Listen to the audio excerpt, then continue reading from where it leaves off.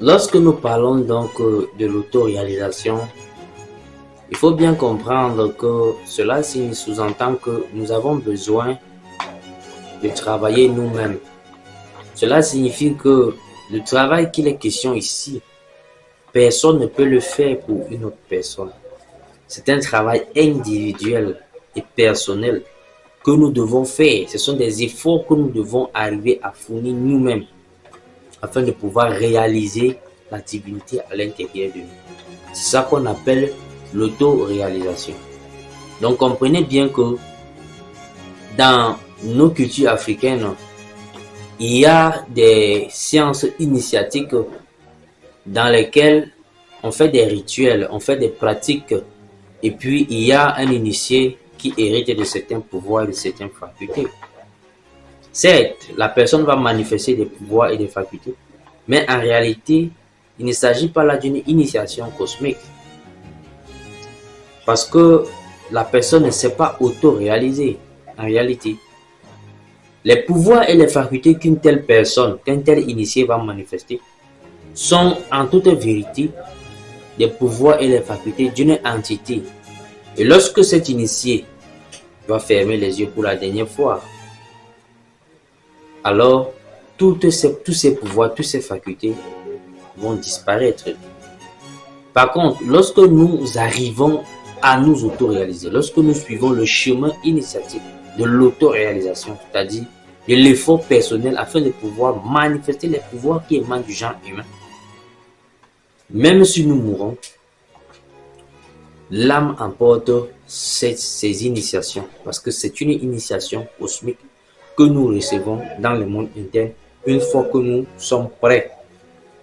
Parce que les efforts que nous faisons en réalité nous permettent de rehausser notre niveau vibratoire afin que les divinités qui travaillent dans le rayon de l'éveil puissent venir nous éveiller au moment opportun.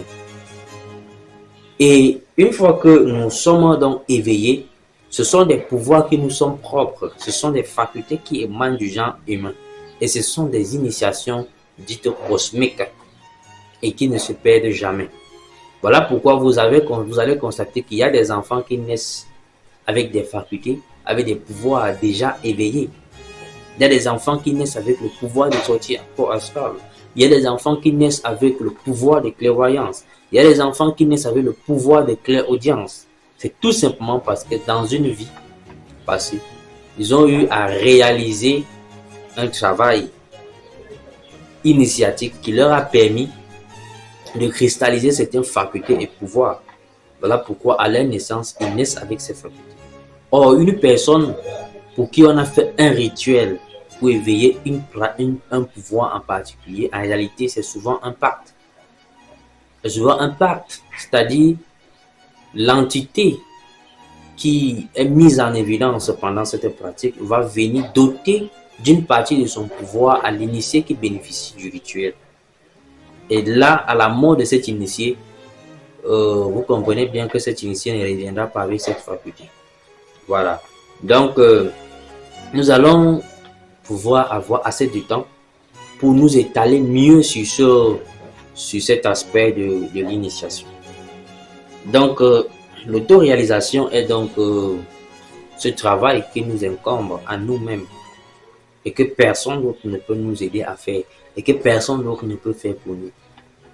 La seule chose que nous pouvons faire, c'est de vous montrer le chemin, c'est de vous donner les clés et les techniques d'applicabilité. Et le reste, c'est à vous-même de les appliquer, c'est à vous de les pratiquer. Et c'est à vous de vous éveiller. Voilà.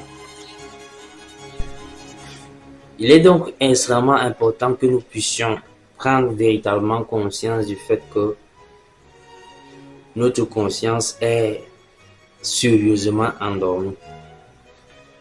Parce que si nous ne pouvons pas nous rappeler un tant soit peu du rêve que nous avons eu dans la nuit, si nous ne pouvons pas être à mesure de savoir que nous existons dans toutes les dimensions de la Terre, c'est un problème grave. Et donc, il est urgent pour nous de savoir que notre conscience est terriblement endormi. Et ce sommeil-là, aucun être humain ne peut arriver à s'auto-réaliser ou à prétendre aspirer au salut avec la conscience profondément endormie. Car quelque part, un sage, un initié a dit: tu connaîtras la vérité et la vérité t'affranchira.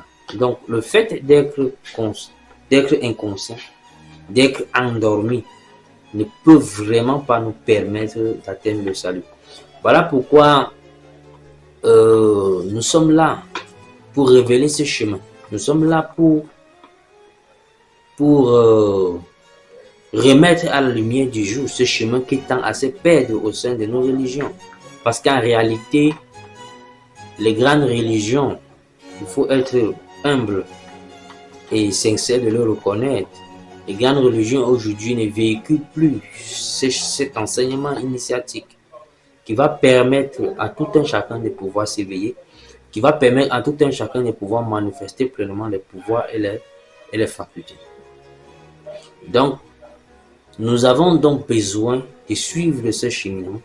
Nous avons donc besoin également d'apporter ce cheminement au sein de l'humanité afin que ceux qui tendent à se perdre puissent ressortir à la lumière afin que tout le monde puisse en profiter. Dans les grandes civilisations antiques, le but de la vie n'était pas seulement d'avoir les biens matériels, de satisfaire à ses besoins les plus primaires et de réaliser le désir de ses égaux. Mais le but ultime était d'arriver à s'auto-réaliser, d'arriver à se connaître, à connaître d'où on vient et à connaître où on va. Le but ultime est dans les civilisations antiques, dans les grandes cultures. Le but de la vie, selon les anciens, était d'arriver au salut, était de pouvoir fusionner un jour avec les mystères de la lumière incréée. Malheureusement, aujourd'hui, les gens sont peu intéressés à faire le travail pour le salut de leurs âmes. Les gens sont beaucoup plus attirés par la recherche des biens matériels, par la recherche de la richesse. Et voilà pourquoi beaucoup d'écoles des mystères ont dégénéré et sont devenues des loges noires. Pourquoi? Parce que on a pris la connaissance ésotérique et mystique pour la mettre au service des besoins les plus primaires de l'homme. Et ça a donné donc ce qu'on appelle des sectes pernicieuses qui priorisent le matérialisme. Et donc, comme nous avons besoin de satisfaire nos besoins les plus primaires, on aura donc l'envie de se livrer à des pratiques de crimes rituels, à des pratiques de pactes démoniaques, afin de pouvoir satisfaire à notre besoin d'argent, afin de pouvoir satisfaire à notre besoin de prospérité. Et donc, chers aspirants, nous vous interpellons afin que vous puissiez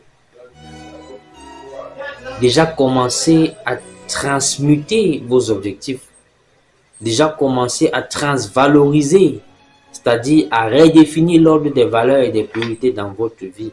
Parce qu'en réalité, le but de l'âme n'est pas les biens matériels. Certes, nous avons besoin de toutes ces choses pour vivre, mais nous ne devons pas placer cela au centre de notre vie, en avant et même en arrière. C'est-à-dire que nous voulons seulement le matériel à tout prix et à tous les prix. Ça ne doit pas être ça en fait. Nous devons plutôt prioriser les besoins de l'âme. Parce qu'en réalité, à la mort, la seule chose que nous allons emporter avec nous, c'est nos initiations cosmiques et les valeurs morales que nous avons cultivées. Et non les grosses voitures, et non les belles maisons, et non toutes les femmes du monde, et tous les hommes du monde.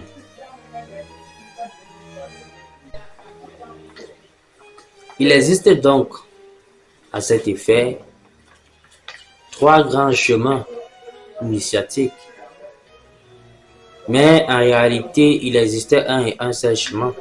Mais à cause des égos de l'homme et à cause de la manière de faire des humains, nous nous retrouvons aujourd'hui avec une dislocation de ce chemin en plusieurs chemins. Notamment, nous avons le chemin du moine, le chemin initiatique dit du moine, qui se retrouve dans toutes les grandes religions. Le chemin du moine est celui-là qui nous invite à la retraite spirituelle, à vivre étant coupé du monde et à être dévoué à des exercices de piété et de prière, de méditation. Nous retrouvons ce style de pratique qui relève de ce qu'on appelle le chemin du moine, parce que nous avons, tout d'abord il faut citer, nous avons le chemin du moine, nous avons le chemin du fakir, nous avons le chemin du yogi. Donc le chemin du moine est ce chemin de retraite spirituelle qui nous invite à se couper du monde extérieur pour rentrer en retraite et se livrer à des exercices de piété, à des exercices de prière et de méditation. Nous retrouvons cela dans toutes les grandes religions. Pourquoi? Parce que dans l'islam, par exemple, il y a un mois où les musulmans essayent de se retirer un peu pour pratiquer les prières, pour pratiquer l'aumône, communément appelé chez nos frères musulmans la salaka. Donc c'est la période sainte du mois de Ramadan.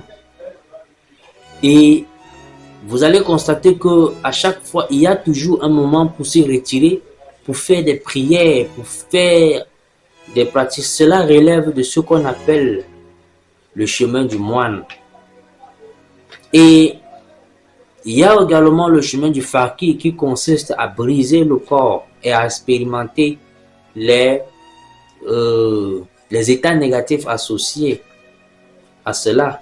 Parce que les fakirs à l'époque étaient ceux-là qui étaient capables de s'engager dans des pénitences volontaires afin de pouvoir expérimenter les états négatifs associés à ces difficultés. Et on retrouve ça dans toutes les grandes religions. Il y a ça qui se manifeste à travers le jeûne, à travers l'abstinence, à travers beaucoup de pratiques religieuses. Et ces pratiques religieuses se réfèrent comme ça à ce qu'on appelle dans le jargon ésotérique et initiatique le chemin du moine.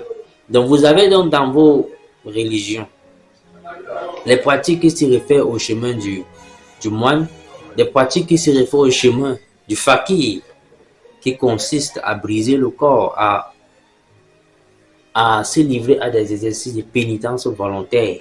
Par exemple, le jeûne, l'abstinence et bien d'autres pratiques, dépendamment des religions. Il y a également le chemin du yogi, qui cette fois-ci n'est pas présent dans toutes les religions. Le chemin du yogi est celui-là qui nous invite à travailler sur nous-mêmes pour l'éveil des facultés et des pouvoirs. Il y a ça, cela existe dans les différentes formes de yoga, le hatha yoga, le sahaja yoga, etc.